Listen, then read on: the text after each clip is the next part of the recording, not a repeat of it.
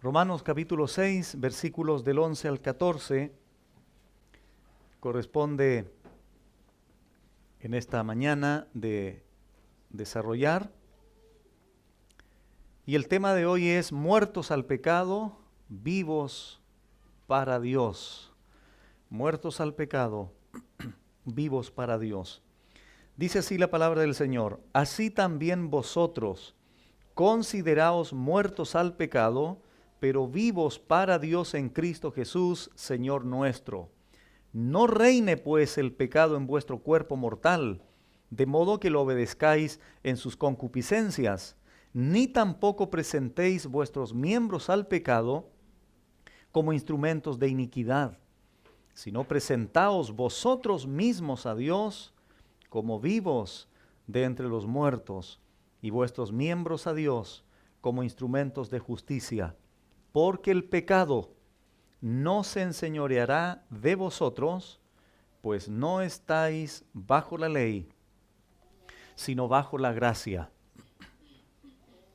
No estamos bajo la ley, sino bajo la gracia.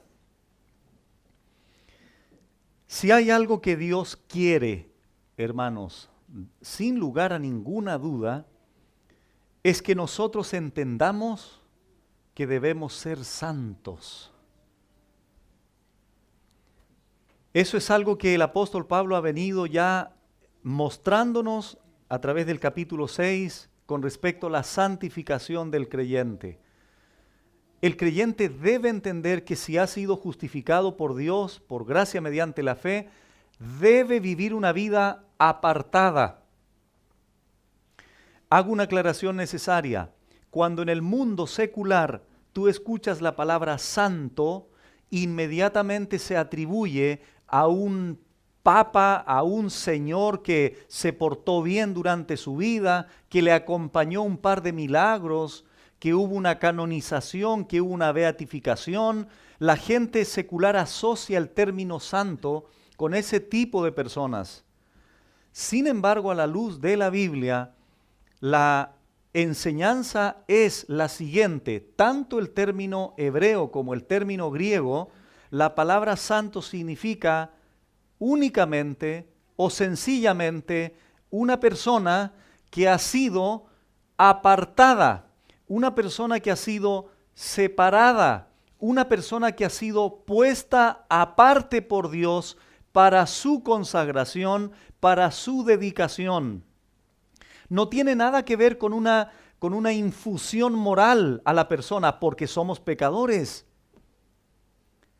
Por lo tanto, todos los que estamos aquí somos santos. ¿Por qué? Porque Dios nos ha apartado, nos ha separado para su servicio.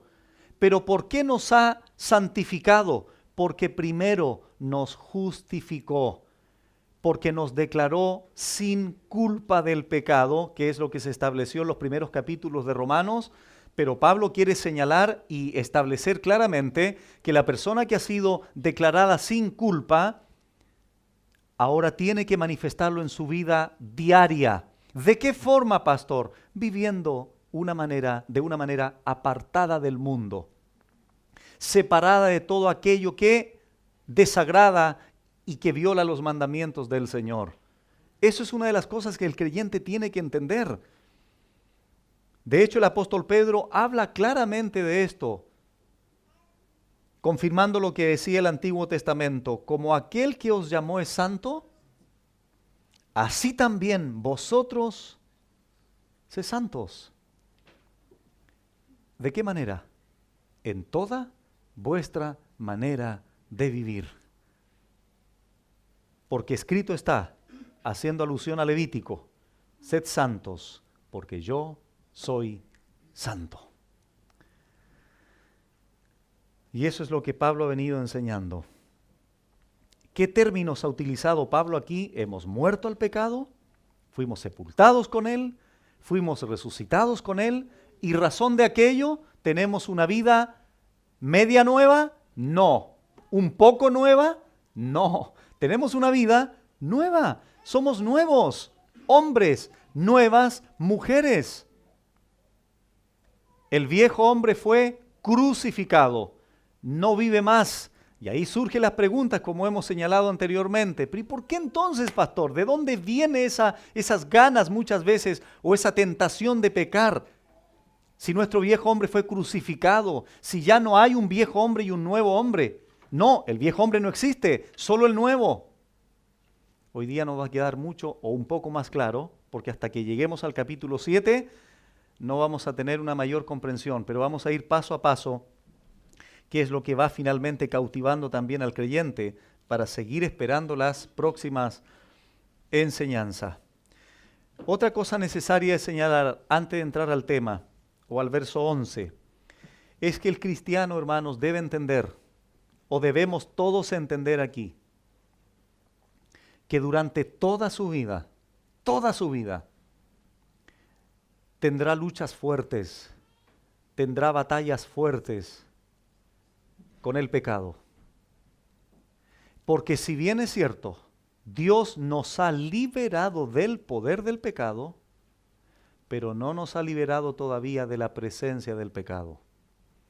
Por tanto, en función de esa verdad, el creyente tendrá luchas y batallas diarias. ¿No es así? ¿O te facilito vivir de acuerdo a la Biblia? Tenemos luchas. Y muchas veces uno en consejería, los hermanos les explican a uno, pastor, mire, como que si como si uno no lo entendiera, como que si uno no pasara por luchas internas. Hermano, entiendo perfectamente. Si todos tenemos estas batallas, la única diferencia que podría existir es cómo las enfrentamos. ¿Bajo qué conocimiento de la Biblia enfrentamos esas cosas? Esa puede ser la única diferencia, como lo vamos a comprobar a continuación. De ahí la importancia, hermanos, de mantenernos unidos, en comunión viva, constante. No te tomes la licencia, por favor, hermano, de desconectarte de tu comunión con Dios un par de días, porque puedes caer en un fracaso terrible. El creyente no, mira, yo lo he dicho, creo un par de veces, para el creyente no deben existir vacaciones. Pastor, ¿y las que nos dan en enero en el trabajo? Eso es otra cosa. Estoy hablando de vacaciones espirituales, eso no debe existir. Porque haz la prueba. Ándate de vacaciones un mes sin orar, leer la Biblia ni tener comunión con Dios. Haz la prueba. No, estoy bromeando, no lo hagas. No lo hagas. Porque vas a darte cuenta quién eres. Porque comienza a aflorar todo ese producto del pecado que mora en nosotros, que comienza a usar nuestro cuerpo, como lo vamos a confirmar en esta tarde. Bueno, ¿qué dice el verso 11? Una vez que ya Pablo ha dicho todo lo anterior, ahora dice nuevamente así también.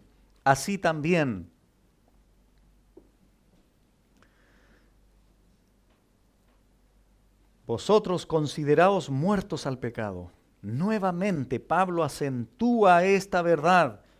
Muertos al pecado. Pero, contraste, vivos para Dios en Cristo Jesús, Señor nuestro. Así también. Dos cosas quiero extraer aquí rápidamente y básicamente, de manera preliminar. Número uno, algo muy básico, que es el título del mensaje. ¿Qué observo en el texto? Muerto al pecado, pero al mismo tiempo vivo para Dios. Esas son las dos grandes ideas que dice en el texto, o que explican, no que explican, sino que hablan o que enseñan el texto. Por un lado, muertos al pecado, vivos para Dios. Es muy importante, hermanos, lo que acabo de señalar, porque el texto no dice, morimos al pecado y nos quedamos ahí. No dice eso el texto. ¿Qué dice el texto? Muertos al pecado, pero vivos para Dios. ¿Te imaginas la tragedia que hubiese sido muertos al pecado solamente? Sucede otra cosa simultánea. Estamos vivos para Dios. Veamos el texto en detalle. Así también.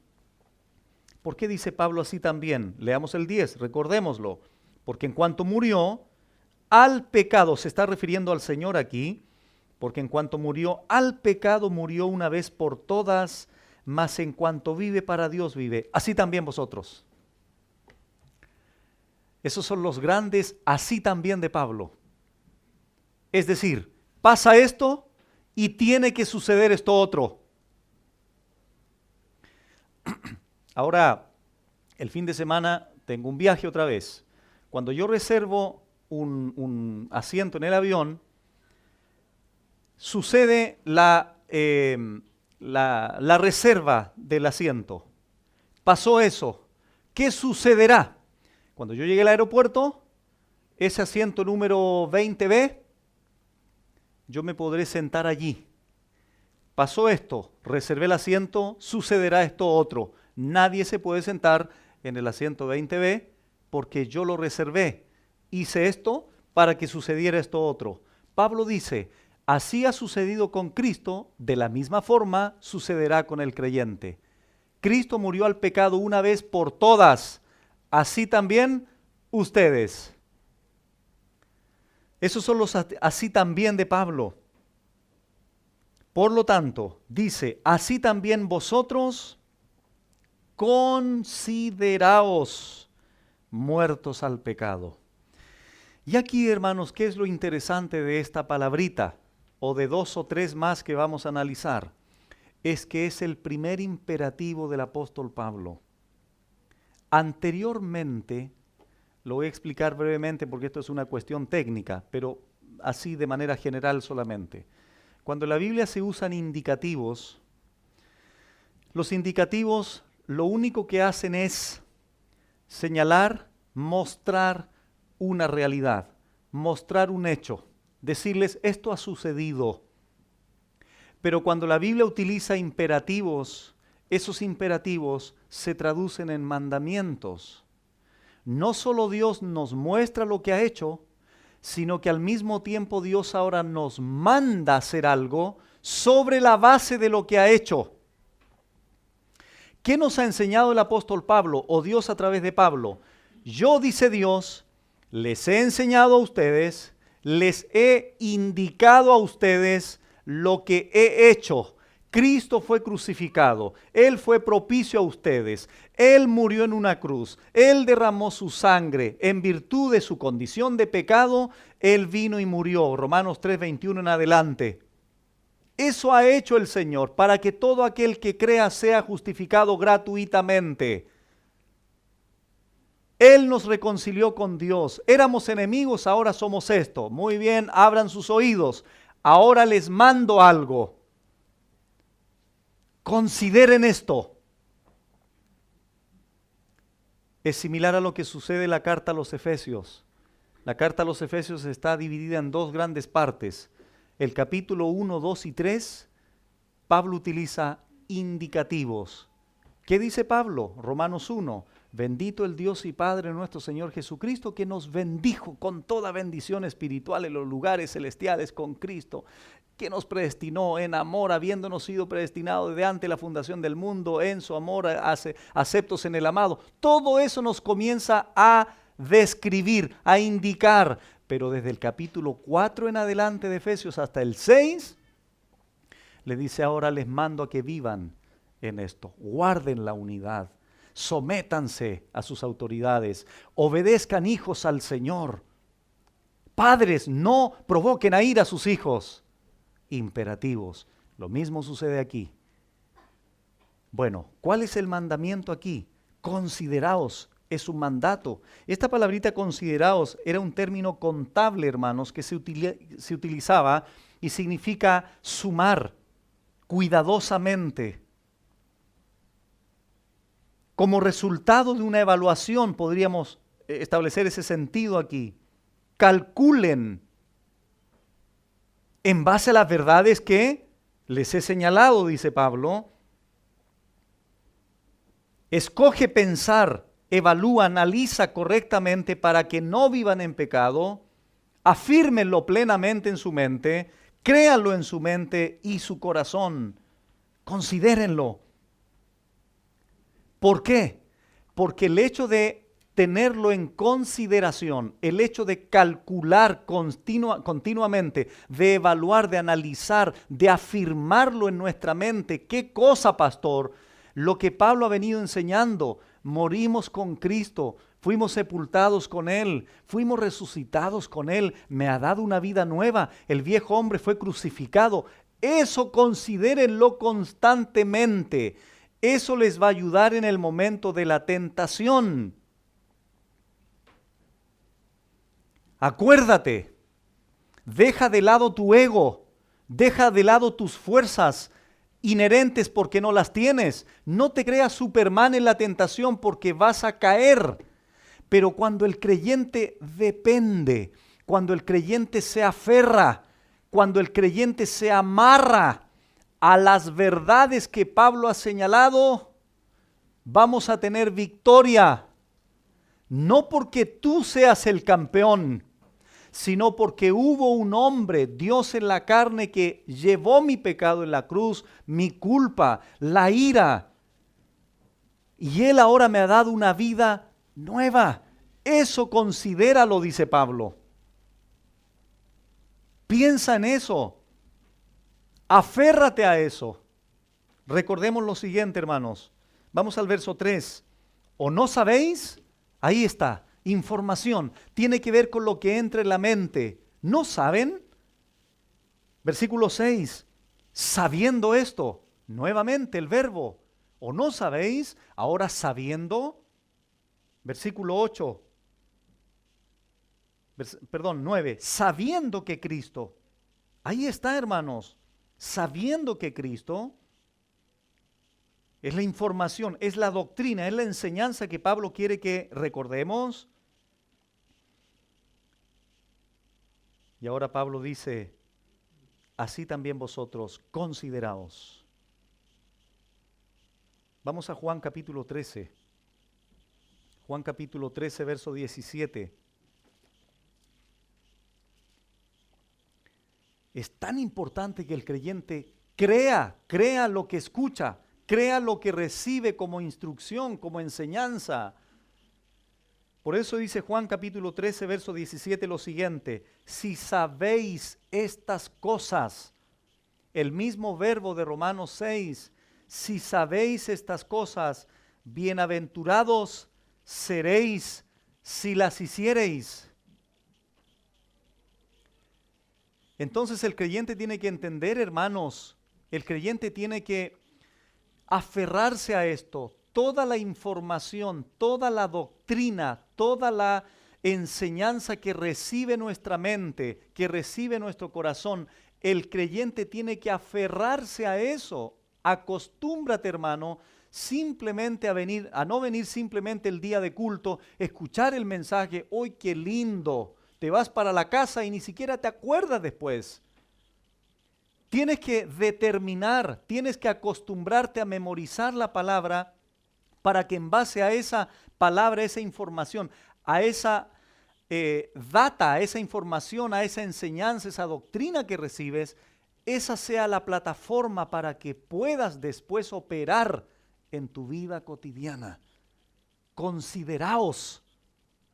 Les he dicho muchas cosas, dice Pablo, considérenlas cuidadosamente, afírmenlas en sus mentes, en sus corazones. En otras palabras, Pablo le dice a los romanos, ustedes deben saber y creer plenamente lo que les he dicho. ¿Qué cosa? Muertos al pecado, sepultados, bautizados en Cristo, etcétera, etcétera. Hermanos, Dios nos enseña a actuar por la fe basada en los hechos ya mencionados. ¿Se acuerdan que les dije esto algunas semanas atrás y lo voy a seguir recordando? El creyente tiene victoria en la medida en que crea en lo que Cristo ha hecho por él. Lo voy a repetir. El creyente tiene victoria ante la tentación en la medida en que crea con todo su corazón en lo que Cristo ha hecho por él. Eso te va a ayudar, porque no es en tus fuerzas. Olvídate de eso, hermano. No te creas Superman, porque no lo eres. Nuestra victoria está en Él. somos más que vencedores ¿en quién? ¿En Rambo? No, en Cristo Jesús. Y eso es lo que el creyente tiene que aprender. Humildad significa eso, hermanos. Depender de Él y no de mí. Bueno, todo lo que el creyente pueda comprender se basa en el conocimiento de las verdades de la palabra de Dios o de su santo evangelio. Razón por la cual hay un riesgo muy grande si el creyente carece de conocimiento bíblico. Porque lo básico, ¿qué es lo que es?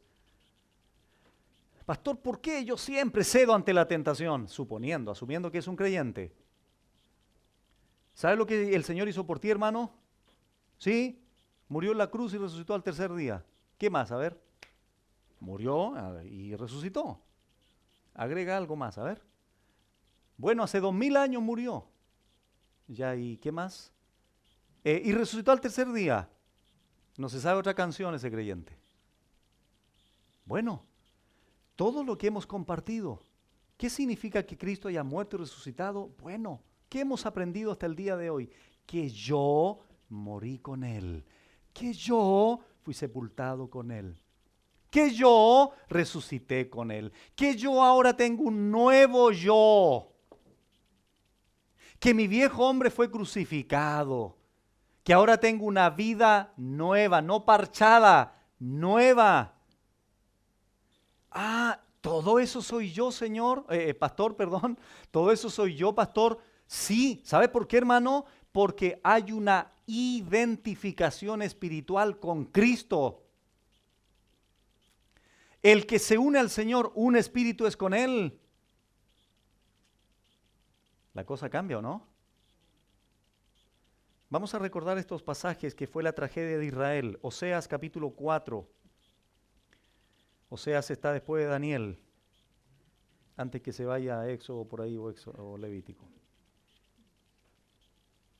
Oseas 4, versículo 6. Hemos dicho muchas veces en esta iglesia y es importante continuar recordando, hermanos, el conocimiento es la base simplemente. Pero si la iglesia está recibiendo conocimiento, si la iglesia está recibiendo enseñanza, doctrina bíblica, es para que esa doctrina bíblica se traduzca en una vida, se traduzca en transformación de tu vida. No simplemente, imagínate, hermano, si me permitieras ilustrar esto, imagínate cada día de culto o cada día de estudio bíblico en hogares, saliéramos y, a ver, para permitir, repito la ilustración, la gente nos viera afuera y el hermano, cualquiera de ustedes, así con la cabeza. El otro hermano así, la hermana así con la cabeza saliendo para afuera. Uy, ¿estos son marcianos? ¿Qué son estos? ¿De dónde vienen? ¿Por qué razón? Porque de manera ilustrativa, claro, estamos almacenando y almacenando y almacenando y la cabeza comienza a crecer y a crecer y a crecer. Pero ese hermano o esa hermana con la cabeza así de grande sigue practicando la mentira. Ahí es donde hay una incongruencia. Tiene la cabeza grande la hermana, pero sigue chismeando. El hermano tiene la cabeza así de grande, pero sigue diciendo groserías.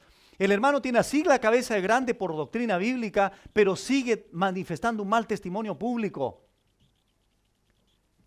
Hermanos, es mejor tener la cabeza no tan grande, pero un corazón receptivo y obediente a la palabra del Señor. ¿Qué le pasó al pueblo de Israel? Oseas 4:6. Mi pueblo fue destruido porque le faltó conocimiento, por cuanto desechaste. Fue una actitud voluntaria de Israel desechar el conocimiento.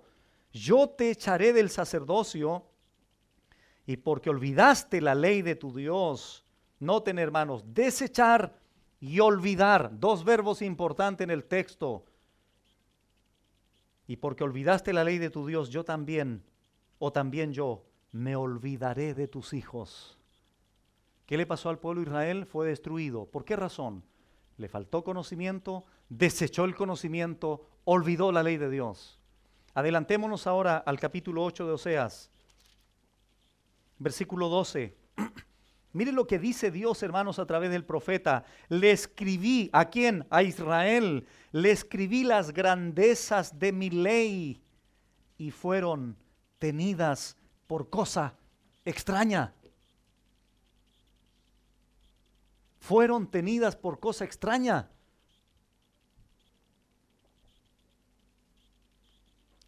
Retrocedamos un par de libros a otro profeta, Isaías, capítulo 1.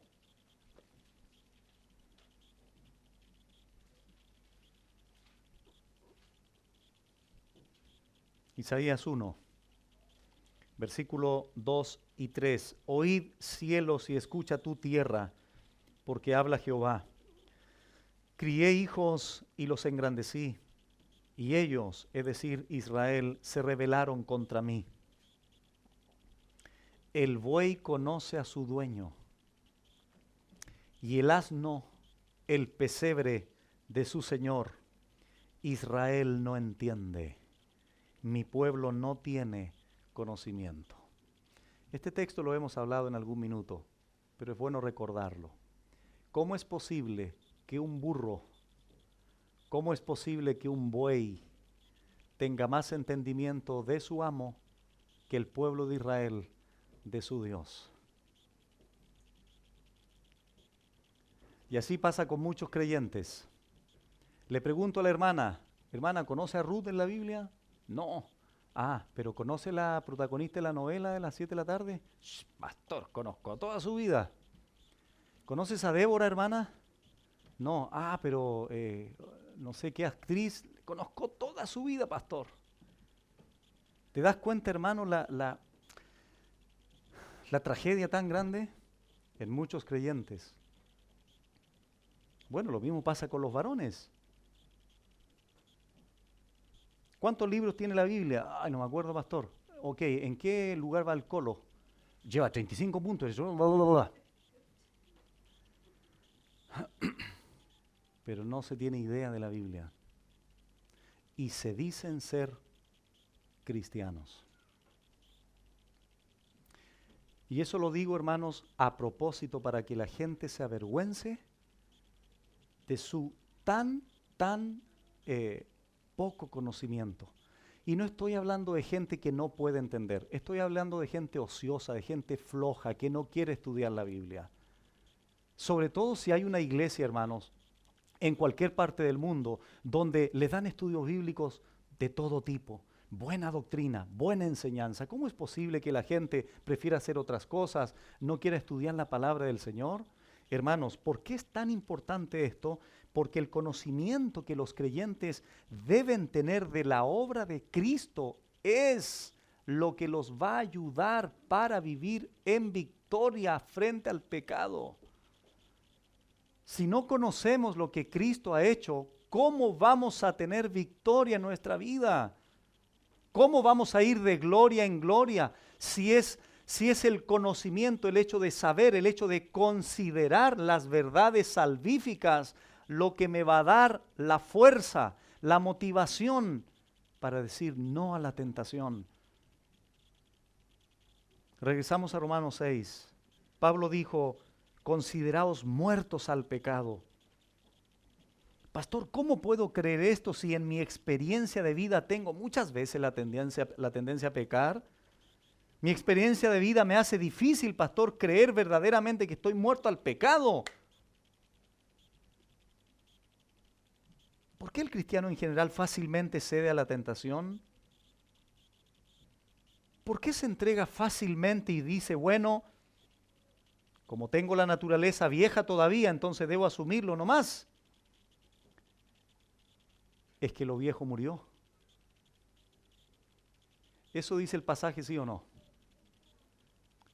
No es que tenemos un viejo hombre y un nuevo hombre ahí, los dos luchando. No es eso lo que dice la Biblia.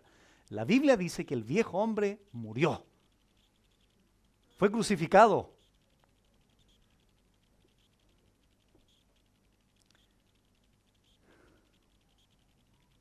Pero el pecado mora. ¿Y qué usa el pecado? Nuestro cuerpo mortal.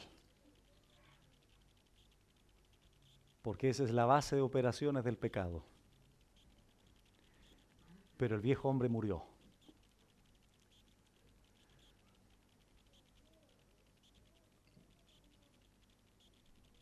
Mientras el creyente no acepte, no se aferre a la verdad de que Cristo ha quebrantado el poder del pecado en su vida, no podrá vivir en victoria. Porque en lo más profundo de su ser no piensa que sea posible. Hermanos, es posible. Porque moriste, tu viejo hombre fue crucificado. Abramos ahora la Biblia en 1 Corintios 10. Amado hermano, todo esto tiene que ver con fe. Créelo. El pecado fue derrotado. No tiene poder sobre nosotros. Pablo dijo, considérenlo, porque esto es así. Dios lo dice y debemos creerlo.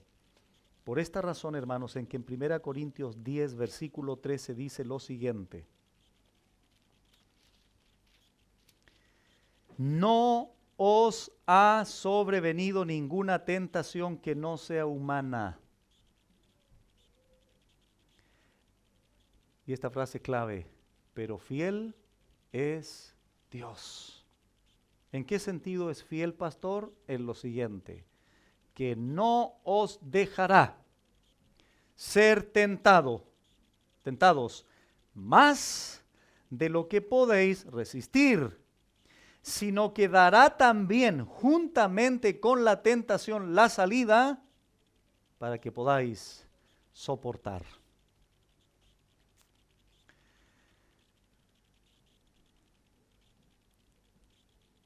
Viene un hermano y me dice, pastor, tuve una tentación ayer que fue terrible, pastor, fue una fuerza que me tomó. ¿No? ¿Qué dice el pasaje? Es una tentación humana, soportable. No es nada extraterrestre. No es una fuerza del más allá que te poseyó.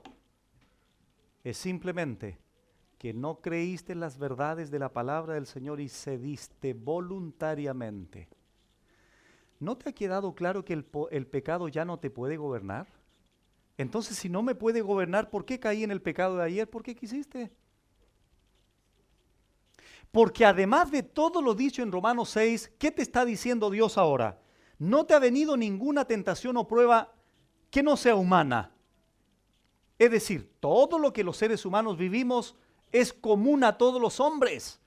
No hay una tentación, no hay algo que sea de otro mundo, de otras galaxias. Todo eso es acorde a nuestra vida humana. Muy bien. Pero fiel es Dios, dice él.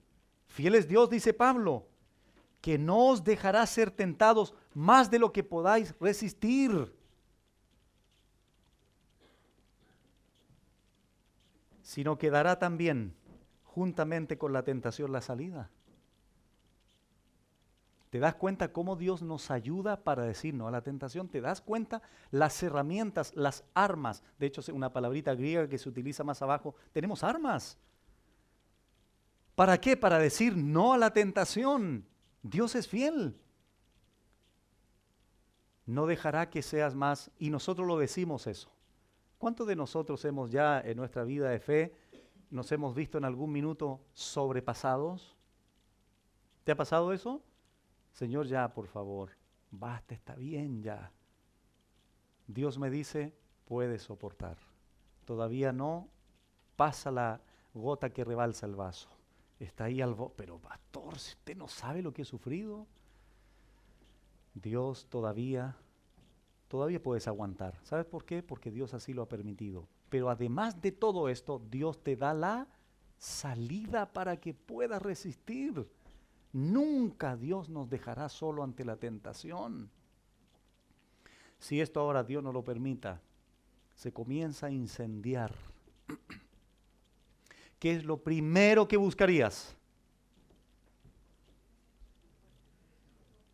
¿Te vendrías aquí al lado del parlante? ¿Te vendrías aquí al lado de la batería? ¿Qué harías? A ver. Ahí está la puerta. Corriendo. Si tienes a tus hijos al lado, los tomas y sales. Salida. Hermano, mira, cuando se comienza a incendiar el fuego de la tentación en nosotros, ¿qué dice la Biblia? Dios nos dará la salida. ¿Y por qué caíste en el pecado? Porque no quisiste salir por ahí. Dios siempre, esa es su promesa. Eso es su fidelidad. No te dejará ser más tentado de lo que puedes soportar y además de eso te dará la salida, el éxodo, para que puedas vencer la tentación. Porque morí con Cristo, fui sepultado con Él, tengo una vida resucitada, una vida victoriosa, una vida gloriosa.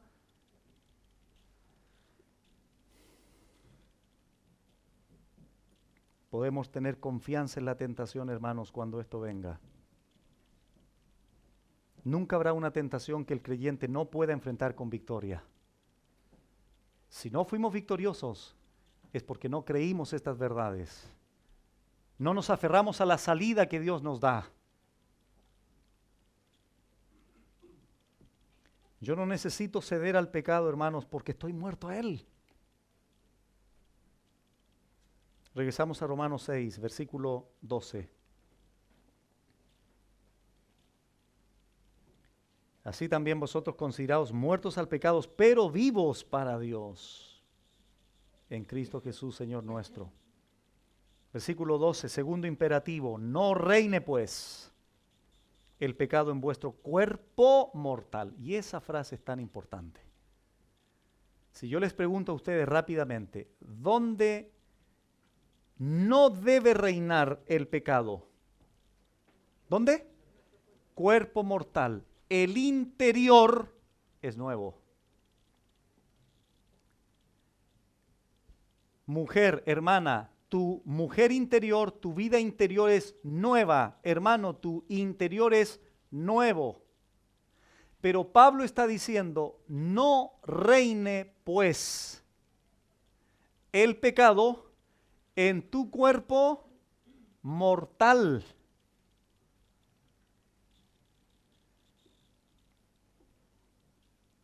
El pecado debemos recordar que es un enemigo derrotado. Es un tirano que ha sido derrocado, vencido en la cruz del Calvario. Si el pecado ya no es nuestro rey, si el pecado ya no es nuestro amo, ¿qué razón hay para seguir obedeciendo a sus deseos?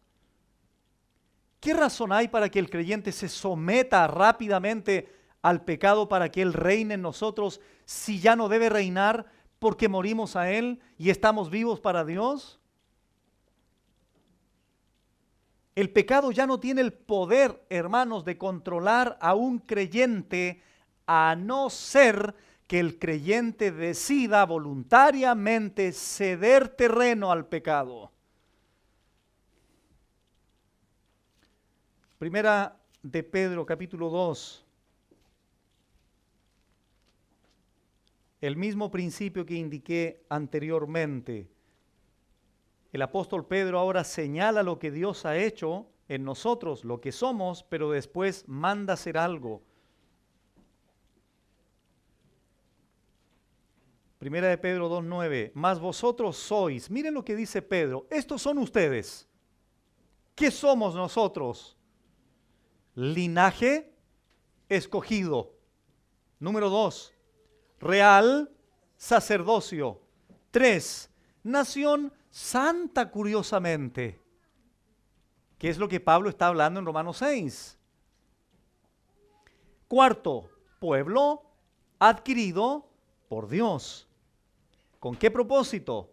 Para que anunciéis las virtudes de aquel que os llamó de las tinieblas a su luz admirable. Vosotros, que en otro tiempo no erais pueblo, pero que ahora sois pueblo. Esta es la realidad ahora de la iglesia, que en otro tiempo no habíais alcanzado misericordia, pero ahora habéis alcanzado misericordia.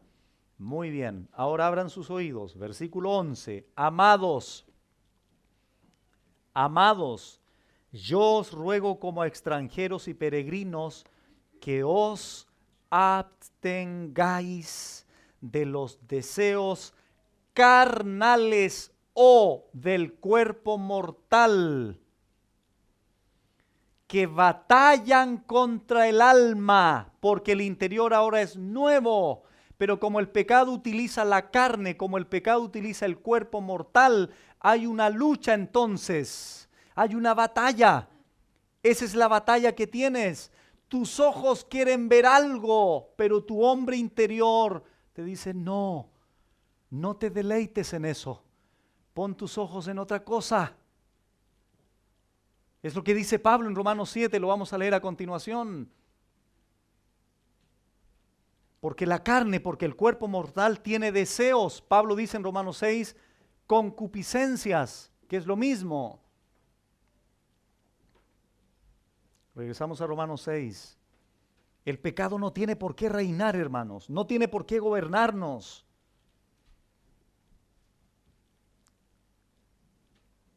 Muchas veces escucharemos la voz del pecado susurrando, pero no estamos obligados a obedecerle. Pablo dice, no reine pues.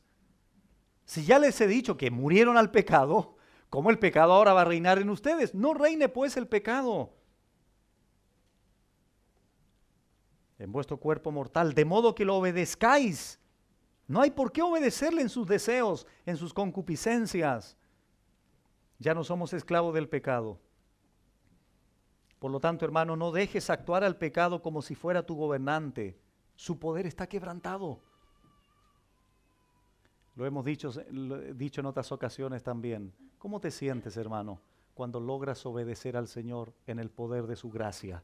¿Te sientes mal? Hoy te obedecí, Señor, qué lata. ¿Cómo te sientes? Bien, ¿verdad? Hay una satisfacción interior, hay un gozo interior. Y tú dices, Señor, ¿se puede? Sí, cabezón, si te estoy diciendo hace tanto tiempo que si tú crees en mi palabra, si tú crees en lo que yo he hecho por ti en la cruz, moriste conmigo, fuiste sepultado, resucitaste conmigo, ¿cómo no vas a ser capaz, Adiel, si mi gracia te fortalece, si mi gracia te capacita para que vivas así? Esas son las verdades que tenemos que considerarlas. Tenerlas vivas en nuestra mente, en nuestro corazón. Y comencemos, hermanos, a ejercitar. Vencí una vez, no vi eso, no tengo que ver eso. Y no lo veo. Y se comienza a generar un carácter en ti. Pero imagínate, lo veo, cedo, caí. Otra vez, cedo, caigo, cedo, caigo, cedo, caigo. ¿Qué tipo de creyente vamos a tener? Necesitamos creyentes sólidos en su fe. Pastor, ¿nos está diciendo que vamos a ser impecables? No, no estoy diciendo eso. Porque hasta que Dios nos glorifique no lo seremos. Pero ¿qué es lo que estoy ahora puntualizando? Es que el pecado no tiene poder sobre ti. No lo tiene. A no ser que tú cedas.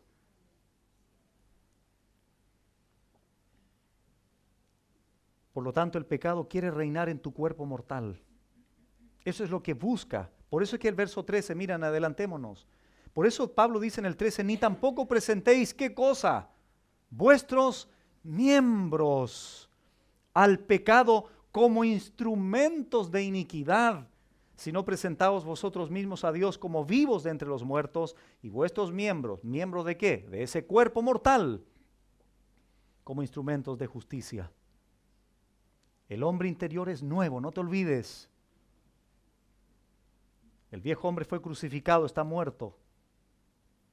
Pero el pecado usará tu cuerpo, hermano, para llevar a cabo sus obras. La palabra mortal ahí, cuerpo mortal del verso 12, sujeto a la muerte, perteneciente a este mundo con todo su sistema. Y claro, pues hermanos, nuestra vida se representa a través de nuestro cuerpo. Ese cuerpo mortal está inmerso en un mundo, en una secularización importante de la sociedad, y tenemos presiones por todos lados. Pero el pecado como tal, el hecho de morar en nosotros, va a usar nuestros miembros de nuestro cuerpo, nuestros ojos, nuestras manos, nuestros pies, nuestra cabeza. Ahora, por esta razón, hermanos, por esta razón es que de acuerdo a la Biblia, lo que no ha sido redimido es el cuerpo. ¿Me explico? Por esa razón es que en la glorificación Él te va a dar un cuerpo nuevo, donde ya el pecado no va a morar en Él, por tanto el cuerpo de pecado ya no va a ser de pecado ni mortal, sino un cuerpo glorificado, donde la ausencia será total del pecado. Por eso el creyente ya con un cuerpo glorificado no va a desear pecar, jamás. No va a poder pecar tampoco. Porque ya el pecado no va a tener ninguna base de operaciones, porque el cuerpo viejo, el cuerpo mortal, el cuerpo corrupto, el cuerpo de humillación ahora fue transformado plenamente al cuerpo semejante de la gloria suya. Filipenses 3, 20, 21.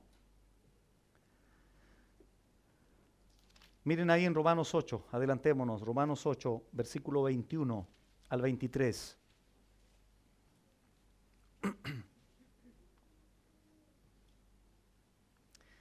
Porque también la creación misma será libertada de la esclavitud de corrupción a la libertad gloriosa de los hijos de Dios.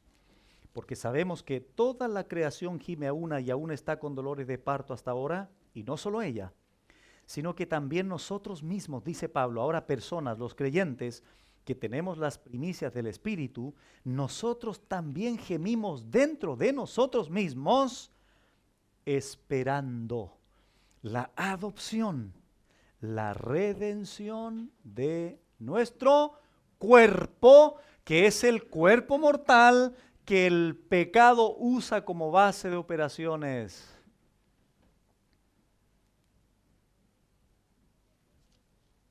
Primera Corintios 15. Primera Corintios 15. Versículo 50. Dice, pero esto digo, hermanos, que la carne y la sangre es igual a tu cuerpo, a tu vida en tu cuerpo. ¿Qué pasa con esta carne y sangre humana? No pueden heredar el reino de Dios. Por eso Dios nos va a dar un cuerpo nuevo, ya no con carne y sangre de la esfera humana, sino con un cuerpo glorificado. Ni la corrupción hereda la incorrupción. Por eso Dios te va a dar un cuerpo incorruptible, sin arrugas, sin colesterol, sin... Dejémoslo ahí. No reine pues, dijo Pablo, el pecado en vuestro cuerpo mortal, porque el cuerpo es el único lugar donde el pecado puede hacer de las suyas, siempre y cuando el creyente aferrado al Señor y a su palabra no lo permita. Vamos a Romanos 7 ahora, por favor. Solo voy a dar una lectura a esto, porque cuando lleguemos a Romanos 7 lo vamos a explicar más en detalle. Pero para fortalecer mucho más o confirmar la enseñanza anterior del cuerpo mortal, que allí habita el pecado y quiere usar esos miembros de ese cuerpo. ¿Qué dice Romanos 7:15 en adelante? Porque lo que hago no lo entiendo, pues no hago lo que quiero. Yo interiormente, dice Pablo, quiero hacer lo bueno, quiero hacer lo que agrada a Dios, pero no lo hago, dice Pablo. Sino lo que aborrezco, eso hago.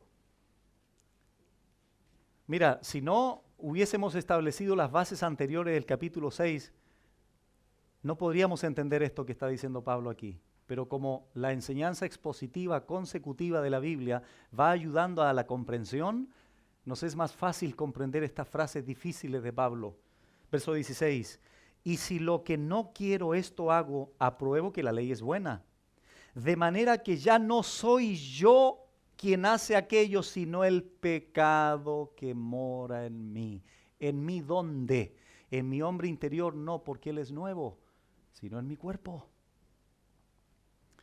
Versículos 18, perdón. Y yo sé Y yo sé que en mí, esto es, en mi carne, no mora el bien. Porque el querer el bien está en mí, en el hombre interior, pero no el hacerlo en la carne. Porque el cuerpo mortal está habitado por el pecado. Versículo 19. Porque no hago el bien que quiero, sino el mal que no quiero, eso hago. Y si hago lo que no quiero, ya no lo hago yo, sino el pecado que mora en mí. Verso 22. Así que, 21-22. Así que, queriendo yo hacer el bien, hallo esta ley, que el mal está en mí. Escuchen ahora, 22. Porque según el hombre interior, ¿quién es el hombre interior? El hombre nuevo. Según el hombre interior, me deleito en la ley de Dios. Verso 23. Pero veo otra ley, ¿dónde? En mis miembros. ¿Miembro de qué? De ese cuerpo mortal, que se revela contra la ley de mi mente y que me lleva cautivo a la ley del pecado que está en mis miembros. Por eso Pablo ahora dice de lo profundo de su ser, 24, miserable de mí. ¿Quién me librará de este cuerpo de muerte? Gracias doy a Dios por Jesucristo, Señor nuestro. Así que yo mismo con la mente sirvo a la ley de Dios, mas con la carne a la ley del pecado. ¿Se entiende un poco más? Bueno, cuando lleguemos ahí vamos a explicarlo más en detalle. Vamos ahora a Gálatas, por favor, capítulo 5.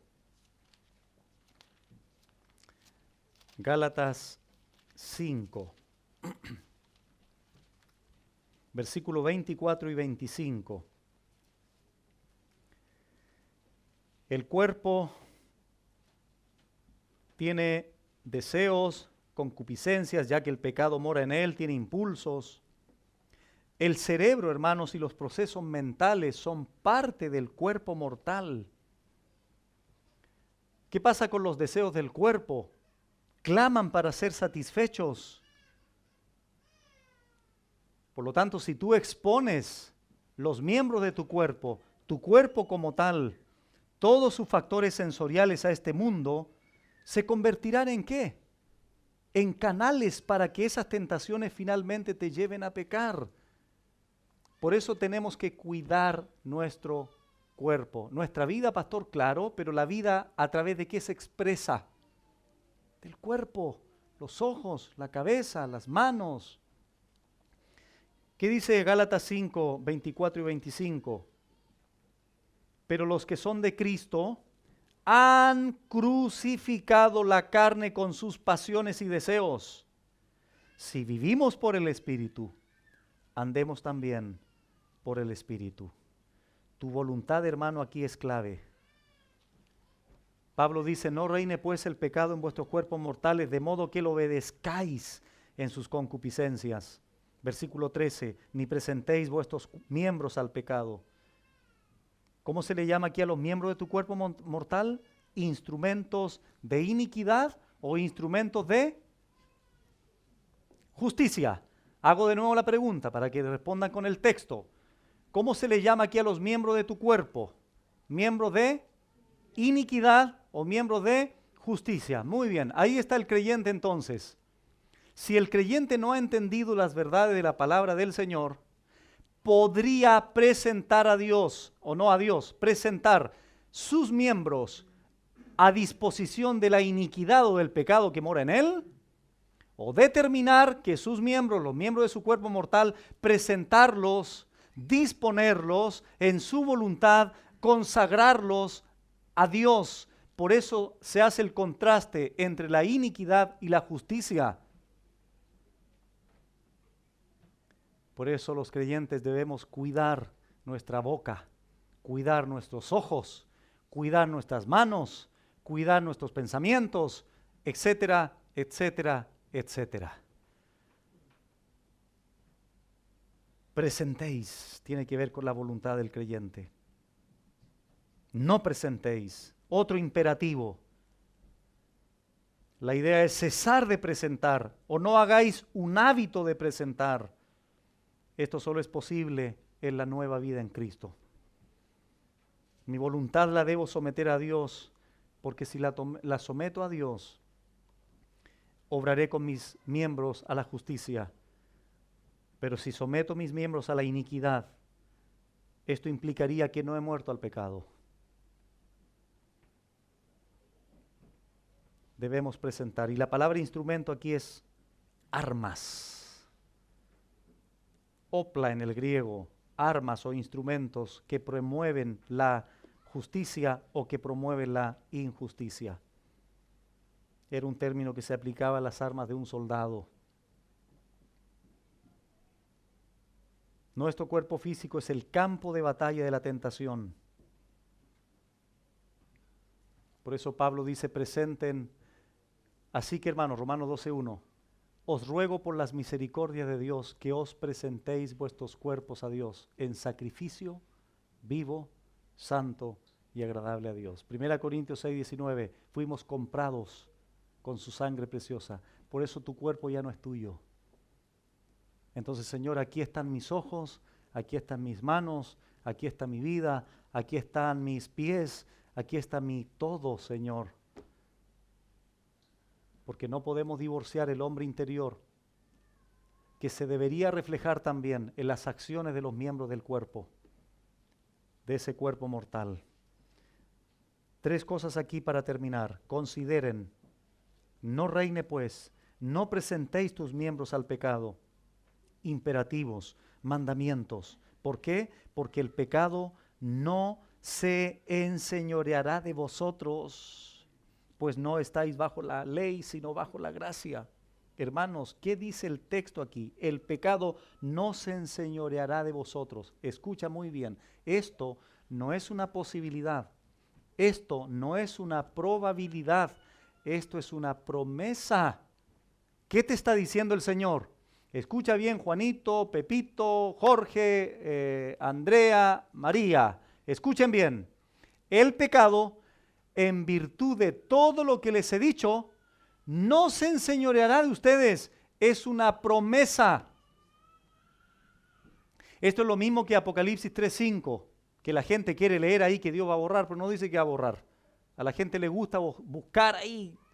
¿Qué dice Apocalipsis 3:5? No borraré tu nombre del libro de la vida. Por lo tanto, ¿cómo tengo que entender que no va a borrar tu nombre?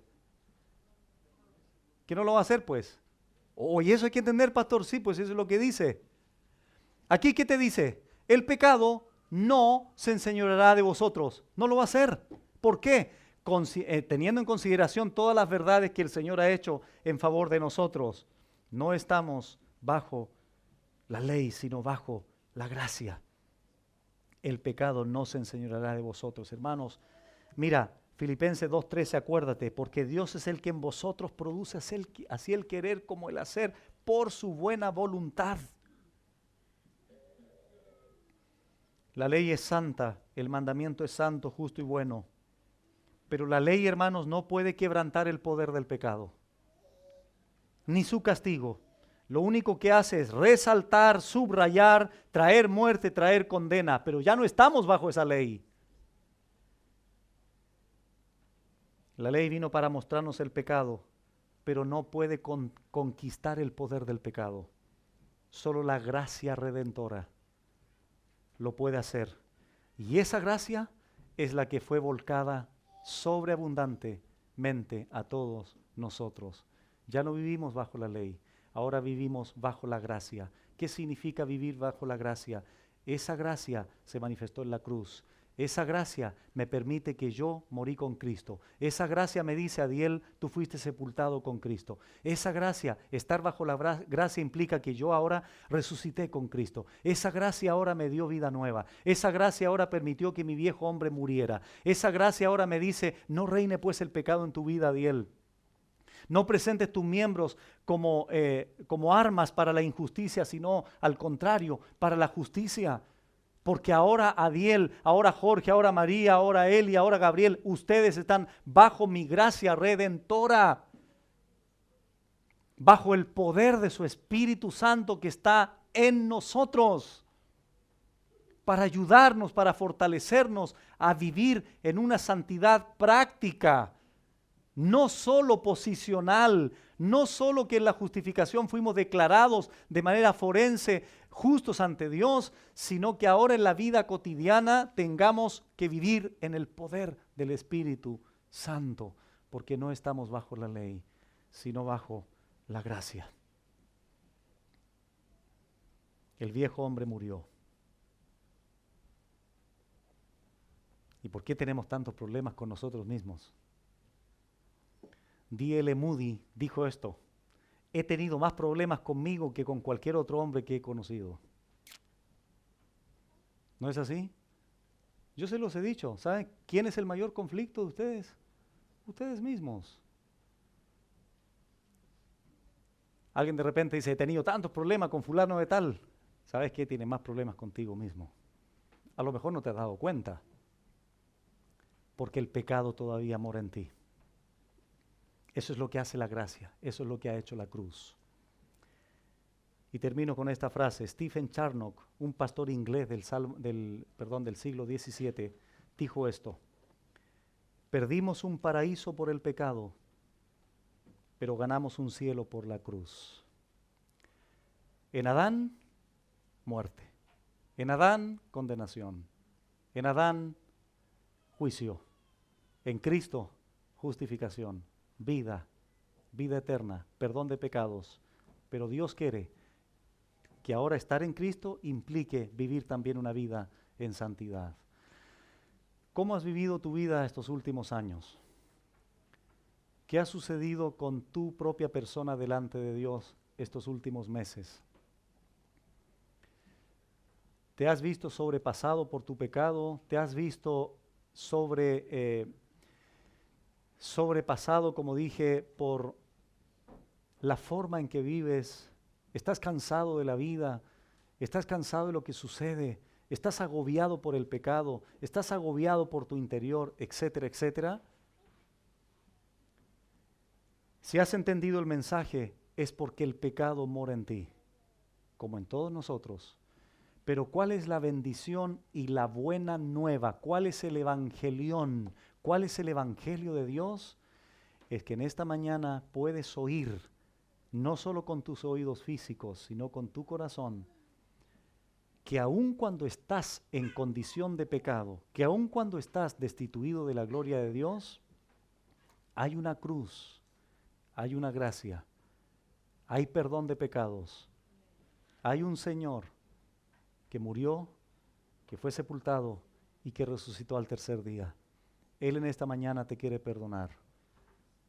Te quiere dar esa oportunidad de que te vuelvas a Él, que te arrepientas de tu pecado, que confieses a Cristo como tu Señor y Salvador, y no tienes que hacer mandas, pagar mandas, hacer sacrificios, hacer liturgias, rituales, etcétera, etcétera. La Biblia dice, cree en mí, que soy el camino y la verdad y la vida, y podrás ir al Padre, porque nadie puede ir al Padre si no es por mí.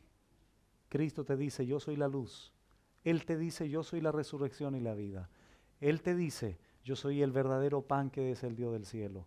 Él te dice, yo soy el verdadero maná que viene del cielo. No a satisfacer necesidades físicas de la gente, sino la necesidad más grande del alma, que es el perdón de sus pecados y ser receptores de la gloriosa vida eterna. Vamos a orar. Padre bueno, gracias por tu palabra. Y confiamos, Señor, que en la medida que vamos avanzando, podremos entender un poco más ampliamente lo que tú has hecho por nosotros en esa cruz. Gracias por el conocimiento adquirido en esta mañana. Gracias por el conocimiento, Señor, que nos has regalado en esta mañana. Es lo que debemos considerar para que nuestra fe sea fortalecida y vivamos en victoria en ti frente a cualquier tentación, porque ya no reina el pecado en nosotros. Hemos muerto al pecado. Ya no debemos presentar nuestros miembros como instrumentos para la injusticia o la iniquidad, sino como miembros de la justicia. Porque ya no estamos bajo la ley. Estamos bajo esa inefable y gloriosa gracia de nuestro bendito y buen Señor y Salvador Jesucristo. Si en esta mañana, Señor, aquí en este lugar o en cualquier parte del mundo que nos escuchen, a través de todo lo dicho, quieres salvar soberanamente a alguien, te pedimos, Señor, y te rogamos que salves, que perdones, que manifiestes tu gracia salvífica en esta mañana y que el pecador pueda arrepentirse personalmente y creer el Evangelio con todo su corazón y con toda su vida, con toda su mente, y confesarte a ti, Jesucristo, como su único Salvador y Señor de su vida.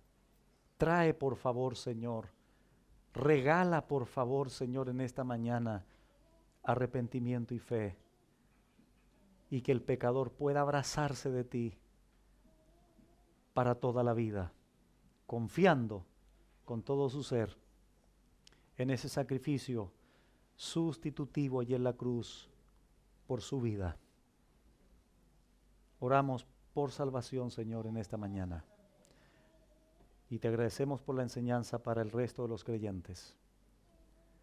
Y gracias porque nuestro corazón también está preparado para ahora a continuación poder cenar contigo. En el nombre de Jesús. Amén.